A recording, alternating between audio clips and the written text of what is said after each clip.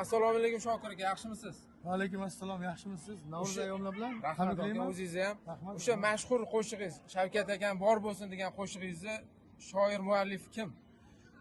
Bu shoir muallifi o'zimman.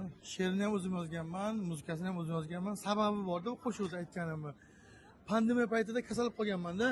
Kuchli kasal bo'lganman. Shu banizda o'tganimda ko'pchilik yaxshi ketdi, ko'pchilik o'tib ketdi shu kasal bilan. Lekin biz ham 5 kishi bir xonada yotganda, 4 tasi o'tganda, 5-inchisi men bo'lganman. Alloh sabab qilgan yurtboshimiz o'sha paytda bizga dori olib kelib qolganlar.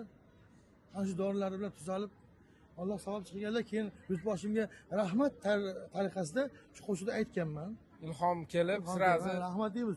Chunki ko'pchilikka yaxshilik qildilar, ko'pchilikka dori olib keldilar, qaradilar, hali ham qaryaptilar.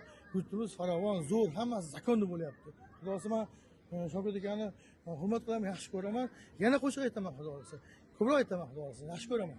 keyingi qo'shig'ingizni nomi nima? Sir bo'lmasa agar yozib qo'ygan bo'lsangiz. Ikki dunyo Alloh o'zi yagona, sizni bizga Alloh bergan bir dona degan qo'shiq qildim.